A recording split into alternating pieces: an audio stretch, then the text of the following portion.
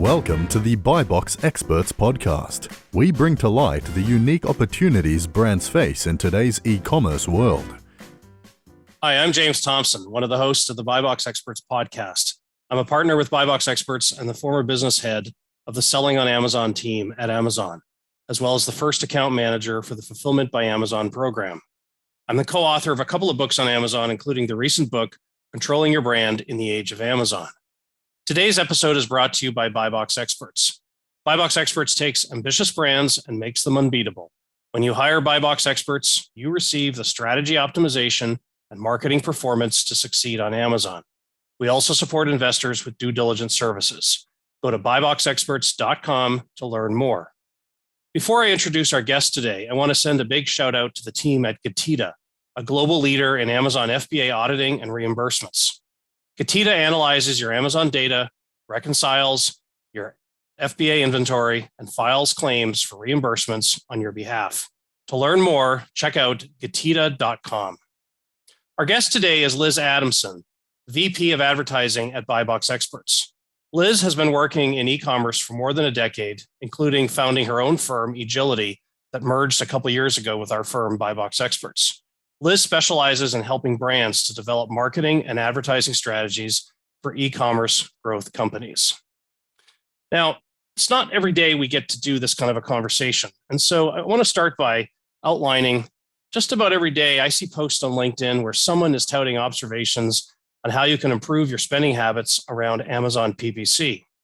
While I like to see people optimizing their ad spend, I'm troubled by how few discussions there are about brands building their brands on Amazon through marketing levers beyond advertising. Yes, there's a lot more to building a successful brand on Amazon than just building efficient PPC campaigns. So to discuss this intricate topic of leveraging the many levers of marketing on Amazon, I'm very pleased to be joined today by my colleague, Liz Adamson. Over her career working with brands that leverage the Amazon channel, Liz has been guiding executives through all sorts of aspects of marketing beyond just PPC. Yes, as a VP of advertising, Liz spends a lot of time thinking about PPC, but within the context of the many paid and unpaid techniques that brands can use to build and market themselves on this Amazon channel, I'm very pleased to be joined by Liz for today's episode as we examine the levers of marketing that Amazon offers brands. Liz, welcome and thanks for joining us today on the BuyBox Experts podcast. Thanks, James. I'm excited to be here today. So, Liz, let me start our discussion by asking you, what exactly is a brand on Amazon? There are so many seemingly generic items with brand names I've never heard of. So what constitutes a real brand that's focused on developing its brand name over time on this Amazon channel? That's a really good question. A lot of people have a lot of confusion around what is a brand and what isn't a brand. The simplest definition, if you pull it just from the Oxford Dictionary, is a type of product manufactured by a particular company under a particular name. That's its very kind of basic definition. And that's how most sellers and even some customers treat brands on Amazon, is it's just a name assigned to a product. However, a brand can be so much more powerful than that. I think of brands as another definition I pulled was a way a product or a company is perceived by those who experience it. Mm-hmm. So it's about perception in the mind of the customer. So if you think of Apple, Honda, Nike, each of these brands bring a particular kind of image to your mind. You've got a very specific perspective on who these three brands are, what they do, how they treat customers, what kind of products they provide. They don't just make things to most people. These three brands are some pretty powerful worldwide brands. However, you don't have to be a worldwide company to have a brand like that. Mm-hmm. If you think of your local mom and pop shop, that it's your favorite restaurant or a favorite, market, you visit it over and over again because of the perception they've created in your mind. And that's a brand. So it doesn't have to be this worldwide thing. And it's this level of branding, this type of branding, that when you're creating a very specific perception in the customer's mind, this is what drives customer loyalty. This is what builds trust. And this is what causes them to come back over and over and over again and increasing your lifetime value. And the great thing is Amazon has gone from this platform that's very unbranded, very transactional, mm-hmm. to now a platform that allows you to actually build these brands and tell these stories and create this type of customer loyalty. So let's start 10 years ago. There was no PPC on Amazon. It was a transactional marketplace. what exactly did brands do to market themselves back then? There wasn't a whole lot. You put up a good product page, you had some good pictures and a good title and description, and that was more or less the extent of it. We also have to realize that 10 years ago, there was very little competition. You know better than I, but it seems like it was around that time FBA was getting launched and sellers were just starting to come to the platform and sell. Now, in the past 3 years alone, over 4.5 million sellers have joined the Amazon platform. It has become this huge platform where what we did 10 years ago, which was build a decent product page, doesn't work anymore. There's too much competition. There's too much noise and too much busyness going on that you have to change. You have to use different tactics nowadays than we did when we were first selling on Amazon. So let me think back to my very first marketing class I took in college. And we spent a lot of time talking about segmentation, targeting, positioning. What do those terms mean when you talk about Amazon, given that the Amazon search bar really is the main door that welcomes all shoppers into this massive store? It is a single department store that has everything in it. So how does a brand owner lead its the right shoppers to its products? You have to start with that search bar. That's really where all the action starts. So tell me a little bit more about what you see around being able to take hundreds of millions of customers coming in the front door and directing them specifically to your product that offers certain types of solutions. Yeah, there's kind of a two-part answer to this. The first is it really does start with those basic tools we did have 10 years ago, and that's really SEO and building a solid product page with the right keywords, with the right images that communicates the benefits of your product. And then, of course, we built on sponsored advertising, which launched, about in 2013, 2014. Sponsored advertising, those two tools together, SEO and sponsored advertising, used correctly, those will help sellers surface their products on the right searches. And so that search bar that brings up that first page of results, if you want to be in that first, the two primary tools you would use to get to that first page and show up for a particular search. Now, on top of that, if you want to go beyond just getting that first transaction, if you don't want it to be the first and the last transaction for a particular customer, then you start adding in the branding tools. So Storefront, posts, sponsored brand ads, all these other tools can start create more of a customer experience so that it becomes more of a branded, helping a customer start their journey with you rather than in this, a one and done transactional experience. And to use these tools, to go back to your question, the second part of my answer is, the segmentation, targeting, and positioning. These three terms basically refer to the seller acknowledging that no product is a good fit for every single person. And you need to identify and understand and market to your target audience. So which customer is the most likely person to benefit from purchasing your product? And your SEO revolves around that. Your sponsored advertising revolves around that. Your storefront revolves around that. If you don't understand your customer, you're not going to get the right person onto your page at the right time when they're ready to buy. And so understanding the segmentation, targeting, and positioning, these concepts is what's going to help you drive that first purchase and then drive those repeat purchases. So when PPC first launched on Amazon, the companies that started down that path quickly realized, I can gain top visibility, the top of search results. But then everybody started to realize, I guess I'm going to have to be involved more actively in PPC. But we're still in this place where people are lamenting, I'm having to spend so much money on PPC.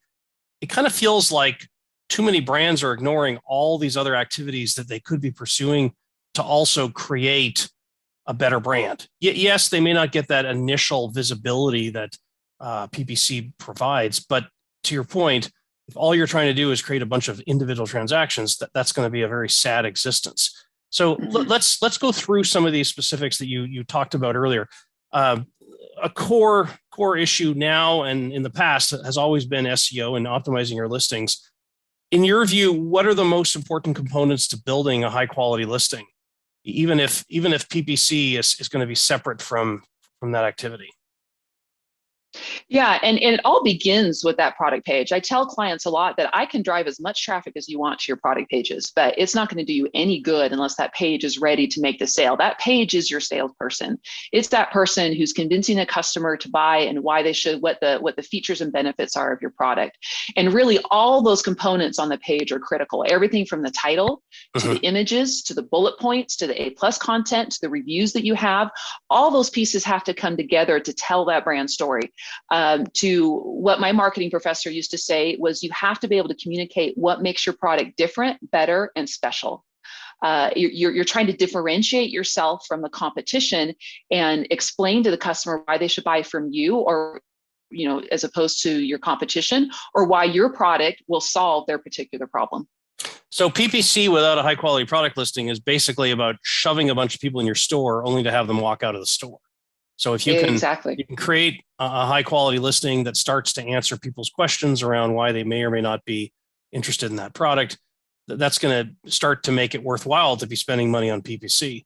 We've had clients that come to us that want to turn on the PPC spout on day one, but the product listings really are not ready for showtime. And so stopping the PPC advertising efforts until we get the listings properly set up sounds like very much a critical component to being relevant on Amazon. Mm-hmm. Yeah, absolutely. I love how you phrased it, that product page has to be ready to answer the customer's questions. And that's a big difference between, traditional retail sales and e-commerce sales is, you don't have that person live, answering the question of, well, what size is this? Or how does it work, this particular product that I already have? Or, is this going to solve my problem? You have to be that salesperson on that page and anticipate all of the questions someone might ask, anticipate, the types of things they're looking for, and make sure you're explaining that on the product page and as visually as possible, which is why I love A+ content. And I love infographics in the images so that people can just scan and kind of get that imagery rather than trying to read through a lot of text. And certainly for mobile shoppers, infographics becomes critical because you can't see the bullet points and the product descriptions as easily. And so thumbing through images, being able to see that infographic right away that calls out key features and benefits, so certainly makes sense as a key asset. So I've optimized my listing. Now take me to the concept of the storefront. Where does the storefront fit in, and how do I really turn things on to make that storefront a place that shoppers are actually going to go and visit? Yeah, a storefront has been around for a while and not utilized very well, but in part because it's been hard and almost impossible for customers to find the storefront. But Amazon has added a lot more avenues, if you will, that guide customers to that storefront. The first one is right below the title in your product page. It now says, visit brand XYZ storefront. I'm not saying the words exactly right, but there's a link right there that will take you to the storefront. And if used correctly, the storefront, so while the product page is probably the primary, foundation and tool you're going to use, people are in search, they click on the page, they go to your product page. But if you can leverage your sponsor brand advertising and other tools to get them to your storefront instead of the product page, you're no longer the widget being sold on the side of the street. You've just invited them into your store. You've invited them into an experience that you can create for them. Like, think about walking into an Apple store. It has a very particular experience when you walk in, the way it's merchandised, the people who greet you at the door, the way they run through the sales process and whatnot. And you can do that virtually with a storefront. Many of us do it with our websites, right? If you're a traditional e-commerce seller and you've had a website, you've probably put a lot of money into building your website and creating a very specific experience for your customers when they enter that website. You can now do the same on Amazon, and the functionality has improved quite a bit over the last 3 years since they launched it, and they've also improved and given you more tools, enabling you to drive more and more traffic to the storefront. And the benefits of doing that is going to be larger order values. The opportunity to create repeat customers. There's a little follow button now in the banner, where if you invite a customer to click that follow button, you just got the opportunity to remarket to them, which is something that Amazon has not even really allowed in the past. But as of this year, they're starting to allow marketing emails to those customers who click that follow button. So I've often thought of A+ detail page content as a place where you can put comparison charts and say, we have product A, B, and C that might meet your needs, but they're different because it's low, medium, high, whatever different variations of a solution. When I think about the storefront, because I can lay out multiple products or organize products into different categories, how do you see the best of breed using the storefront to be able to show off their full catalog or to organize the catalog in ways that expose customers to more options? Yeah, and I like that you call that organized. You really do have to have a well-organized storefront. And so if you've got a large catalog with, any more than I can say 5 or 10 products, you've got to use the subpages. You've got to organize it in a browsing structure that makes sense. One concept that a lot of designers will use as they're designing websites and storefronts is, does the customer know what to do next? Once they land on that page, do they know what to do next? Is it obvious? And you can make it as obvious as one of my favorite storefront designs. They've actually imposed these graphic images that point to the Amazon widget that has like the picture of the item or something, but it says click here with a big arrow. Like they are not taking any chances that you are not going to figure out how to buy a product or how to browse to a particular category. Make it very, very obvious to the customer how to get where they want to go, or a specific question, but they need to know what to do next. Otherwise, they're going to bounce off the page. You're going to lose them. So it needs to be very easy to navigate. The customer needs to know exactly how to buy. One of the problems we had when Storefront first launched is we were pulling in customers into Storefront, and they're leaving the very familiar Amazon ecosystem. Well, they're still in Amazon, but it's all of a sudden this different experience. They don't see the yellow add to cart buttons. They don't see all these familiar pieces. And so we had to be very deliberate in our designs to help them understand, oh, look, here is the yellow add to cart button. You click here and then go there and then you've got it. But we had to almost direct them, like a traffic controller, to help them figure out how to purchase that and not get lost in the storefront when they were more familiar with with a more simple shopping experience that Amazon has. So the storefront I've seen misapplied where, quite frankly, the executive team of the brand says, show off our brand, build us a pretty brand page, but then there's not necessarily enough traffic being driven to it. And we're back to the same problem of consumers have no idea that it exists, or they don't find a way to easily land on the page. So this episode is all about how to build your brand beyond just advertising. And yet one of the main ways to drive traffic to your storefront is through advertising. And so are there other ways that brands can leverage the storefront without having to crank up the sponsored brand advertising budget? That's still the primary way. I wouldn't ignore that in any way, shape, or form. That the sponsored brand ads have some really powerful tools that will drive traffic to. There's a storefront spotlight ad type that will drive. You can showcase 3 of your sub pages. Sponsored brand plus video. Just this week, if you look at a sponsored brand plus video ad, you will see a link to storefronts now. And so Amazon is really heavily using sponsored brand ads to drive traffic to those stores. And that's not the only way. I was actually fairly surprised. It was about a year or two ago, and I was digging through, it's called Storefront Insights, is where you can get your metrics on how things are performing on storefront, clicks and impressions and average order values, things like that. And looking at the source data, it shows where the traffic sources are. It was, even though we were being fairly aggressive with sponsored brand ads, I was surprised that about half of our traffic was still coming organically. And Amazon has this frustrating category called other that we don't know exactly where it came from. Right. We think it's external, but we're still not even sure how are they even coming externally, because at the time we weren't running any external ads to storefront. But there was a surprisingly amount of organic traffic coming to this particular brand storefront.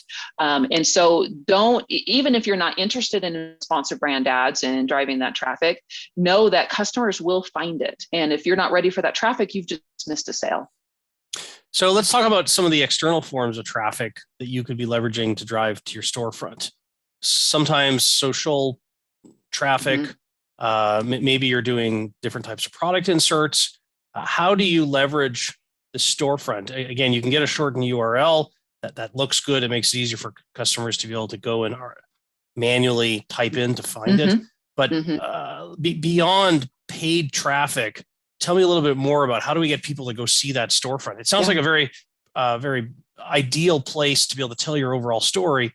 And yet, if most of the traffic is paid traffic, that can get pretty expensive. Absolutely.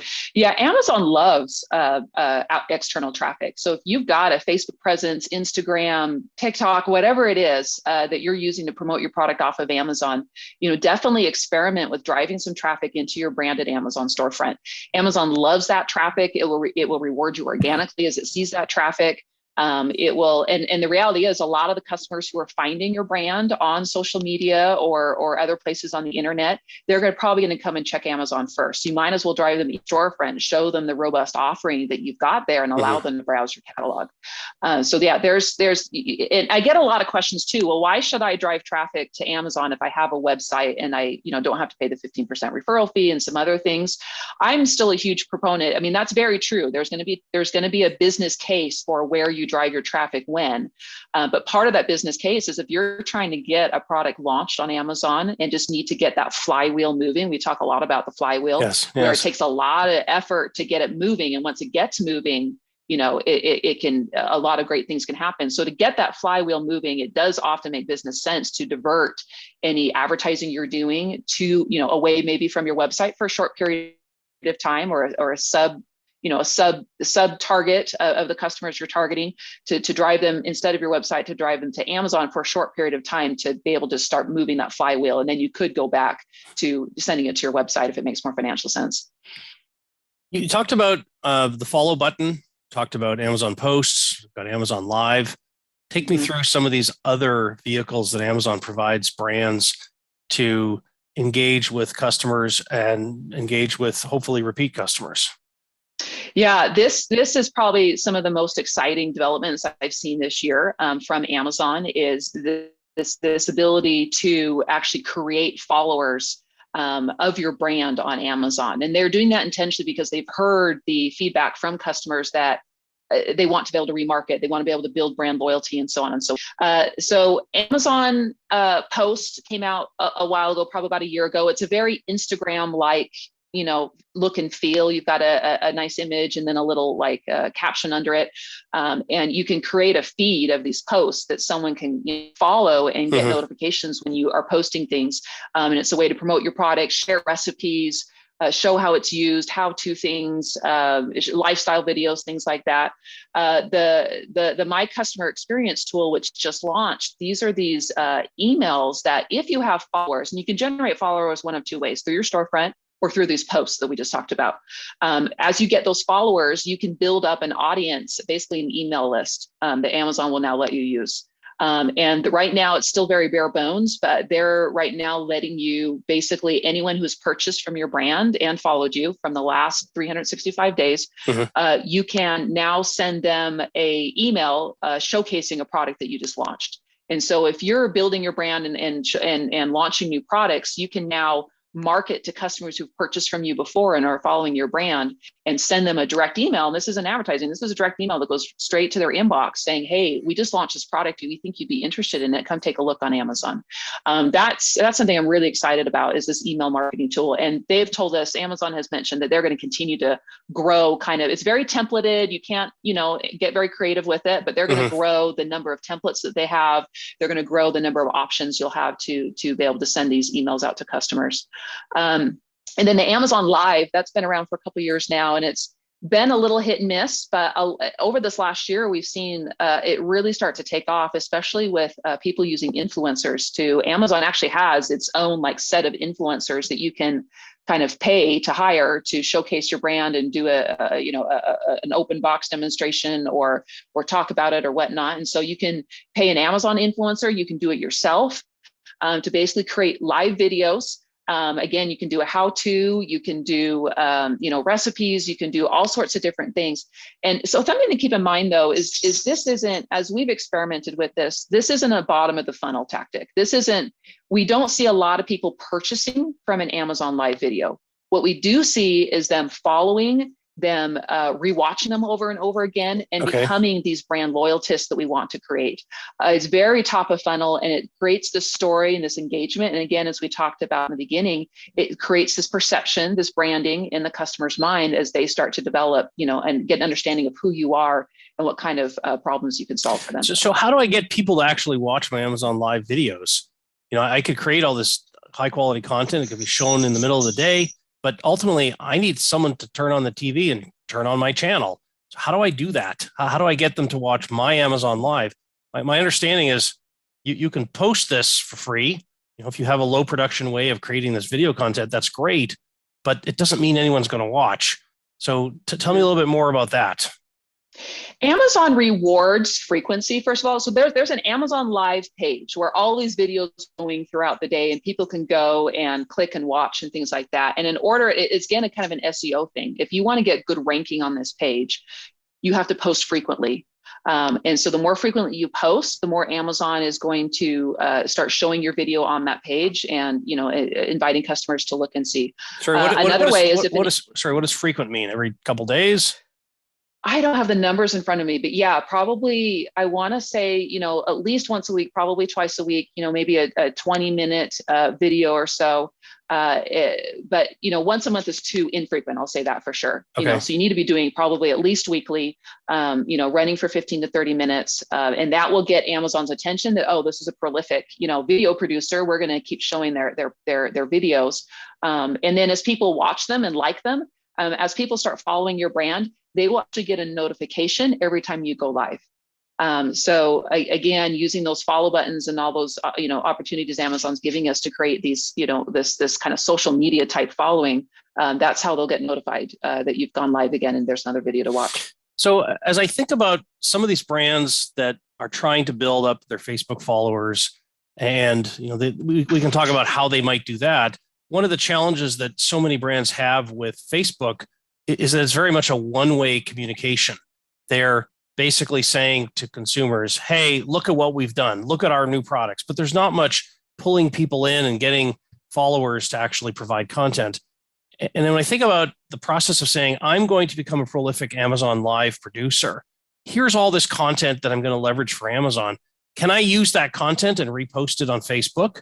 Or can I actually start to have two different cycles running, one on Facebook, one on Amazon Live, where it's essentially the same production efforts? Yeah, let me back up a little bit. I don't know that you can reuse your Amazon video. I'm less familiar with whether or not you can record what you're doing live. If you're techie and have a way to do that, you can probably save the video and repost it to Facebook. You can, however, do the opposite. If you've got a pre-recorded video that you want to use, like we do this with one of our exercise clients. They have a lot of workout videos, okay, and so they will often do like a live intro. Hey, this is so and so, and we're going to do this today, and we've got this product, and this is the routine we're going to do, and then they'll launch their pre-recorded, workout video. And so they're repurposing content they've already created for their customers and using it in Amazon Live. Amazon does prefer a live experience, but they're not going to penalize you. They do allow these pre-recorded videos to be posted. So, are there other ways that I can leverage social media today where I'm not having to spend money on advertising per se, but I'm actually able to drive existing customers or prospective customers to my Amazon business so that potentially I'm going to get more sales out of that traffic? Yeah, social media is really powerful. I mean, I think one of the newest platforms out there is TikTok. They have been driving just tons of views and even purchases. And it's been like I don't know a ton about it. I just have been hearing over and over again. It's like one of the latest and greatest, marketing tools that people. Sorry, Liz, you and I are not the right generation for TikTok. No, we're not. No, we're not at all. I see kids using it. And I'm like, that looks fun.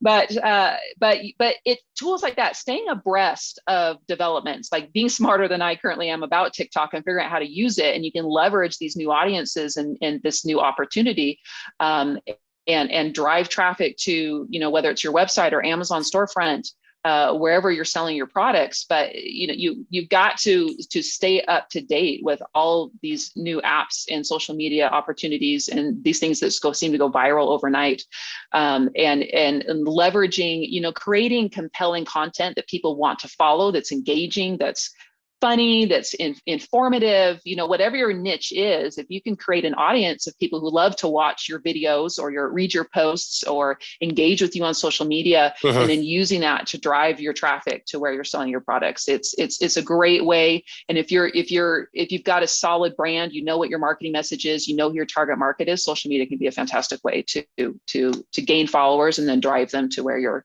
selling your products. I know this podcast is about things beyond PPC, And DSP is another form of advertising that Amazon offers, whether it's really that distinct from PPC. To take us through, spend a few moments and talk about what DSP is offering brands today when it comes to engaging or re-engaging with customers. DSP is I think everyone's probably heard it over and over again this year. It's become very, very big this year. A lot of people are talking about it. A lot more agencies are offering it. Amazon's pushing it heavily, and a lot of people are asking, what is this and why should I spend money on it? It's a excuse me, a very powerful way to advertise on and off of Amazon.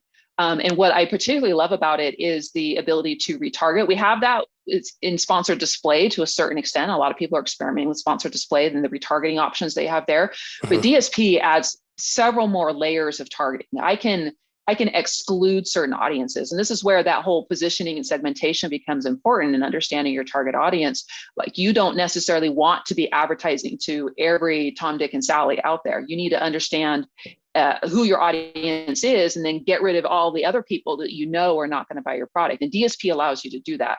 It allows you to layer all sorts of audiences and exclude audiences. If you don't market to people under the age of 30, for example, because you sell a product, more niched for 30 to 50, you can exclude all those demographics, exclude people who maybe shop for particular products. And then you can include those people as well. If you want to target people who are shopping your competitors, you could do that. If you want to retarget people who looked at your product page and then left, you can retarget those.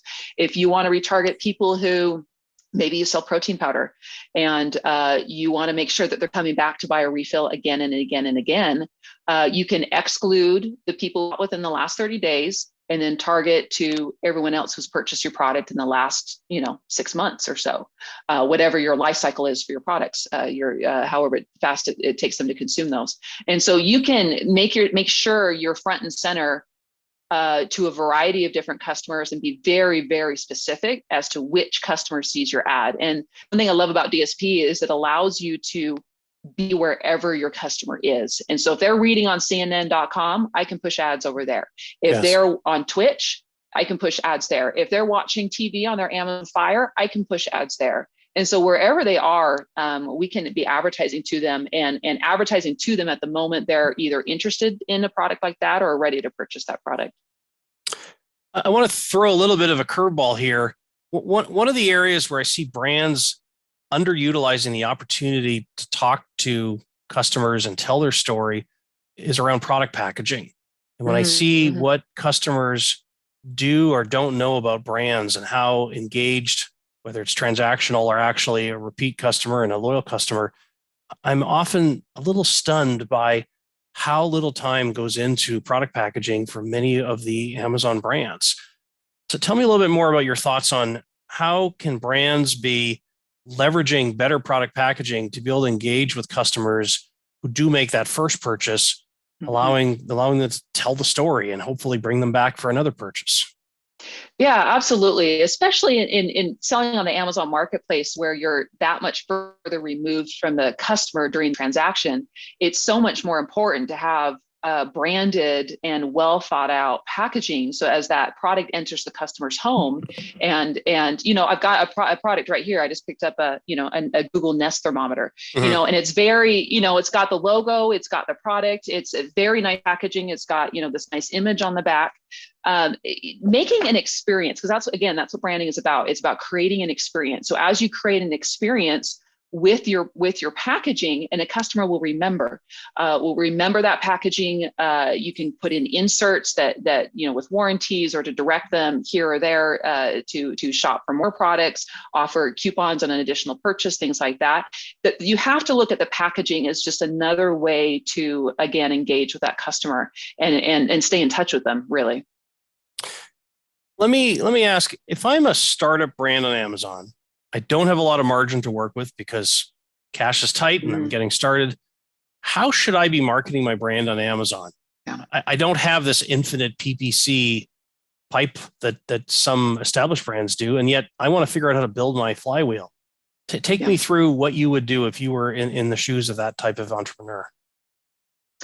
Yeah, and I'll be honest, it is difficult. You have to be very creative because so much of Amazon right now, it has become pay to play. If you look at the top above the fold search results, it's just littered with paid advertising.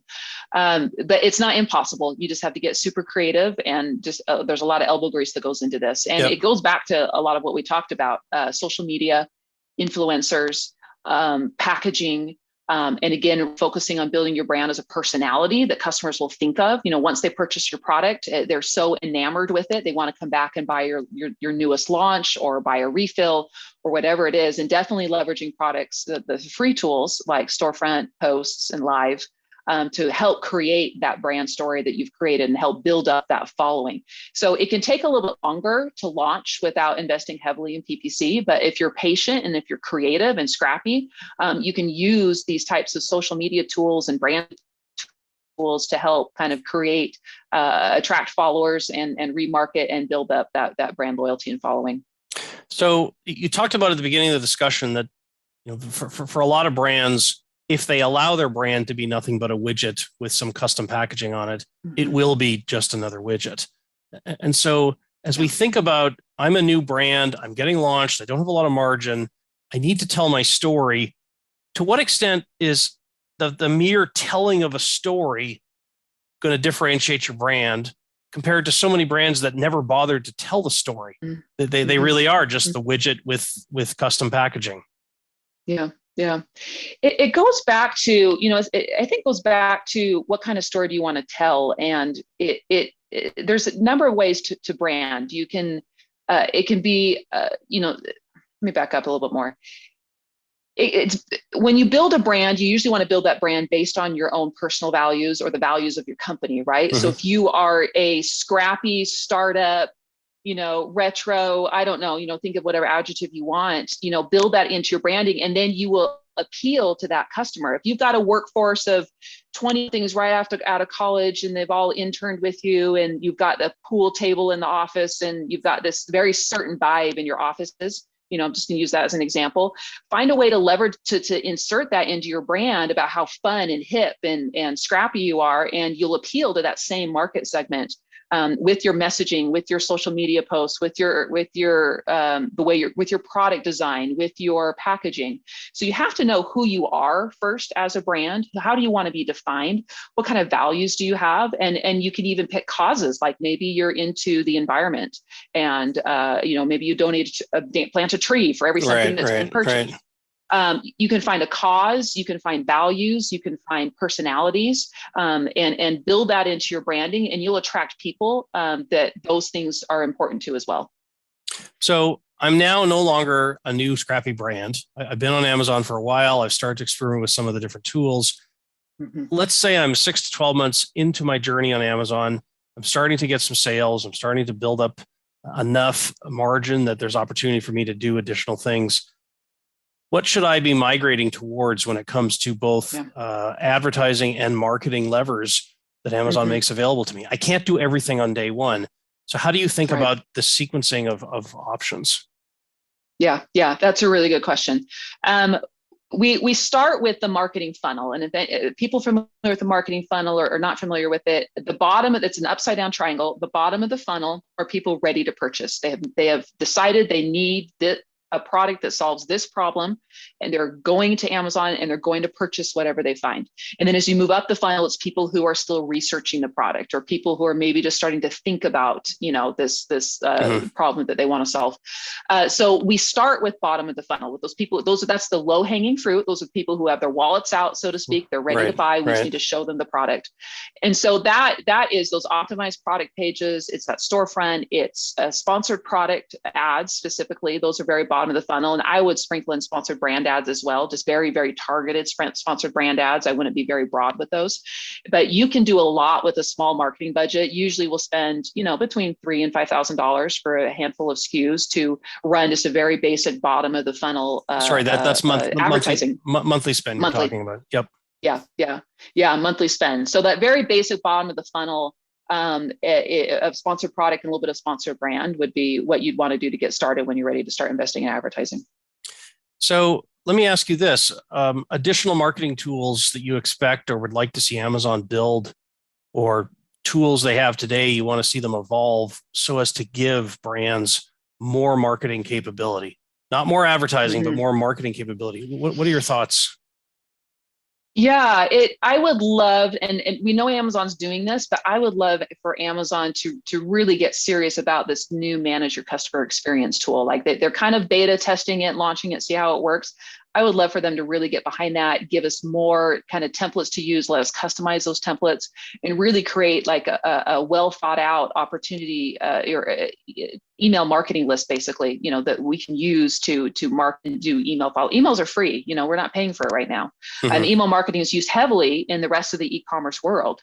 We've all signed up on, you've been shopping on a website, you buy some clothing, whatever. You get added to their email list, and all of a sudden you're getting emails once a week about sales and new products and things like that.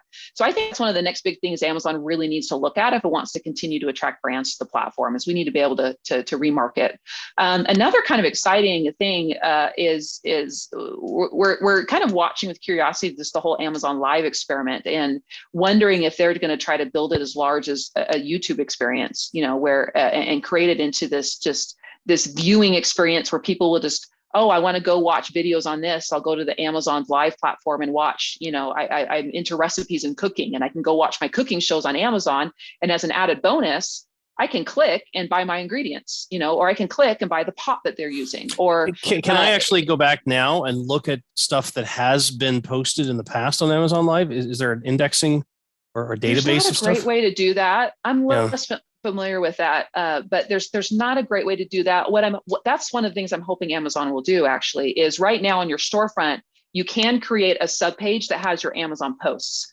I would love to see Amazon create a subpage with your Amazon Live feed where you can go back and watch past videos. Because right now there's not a great way that I know of on how to do that. Someone might come and say they figured it out, but I'm not sure what that is right now.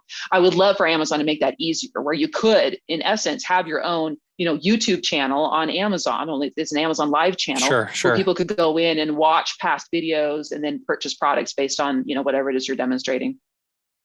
So to finish our conversation today, I want to ask you, what's your favorite lazy approach for marketing your brand on Amazon? I don't have a lot of time, I don't have a lot of money, but I actually want to do something interesting to get my brand out there. Lazy is obviously a loaded word, but if I don't have a lot of time or money, what would you suggest to a brand owner to do to take advantage of this massive Amazon channel? Yeah, it's lazy is an interesting word. It's a loaded word. As a practitioner, I would tell you lazy won't get you very far, but I also understand that you've got other priorities and you've got to balance things. And so what can I do if I have to do the bare minimum? And that just goes back to solid product page, storefront if you can, and then some really basic sponsored product ads. You can even turn on, I can't believe I'm saying this, but you can just run automatic. It's an automatic sponsored product ad that will just do things for you. It doesn't do it very well, but it will do things for you, and you won't have to do a ton of management. And so those kind of 2-3 things, the product page, the storefront, and maybe an automatic sponsored product campaign, that could be your probably best way to kind of set it and forget it. And again, I can't believe I'm saying those words, because it's a bad word in my industry, but so it won't get you stellar results. It won't get you exponential year over year. It will help you maybe do a launch, and then just a really easy way to probably maintain your sales. Liz, I want to thank you for joining us today. For listeners interested in learning more about Liz and BuyBox Experts, please visit buyboxexperts.com, and be sure to join us again next time on the BuyBox Experts podcast. Thanks for listening to the BuyBox Experts podcast. Be sure to click subscribe, check us out on the web, and we'll see you next time.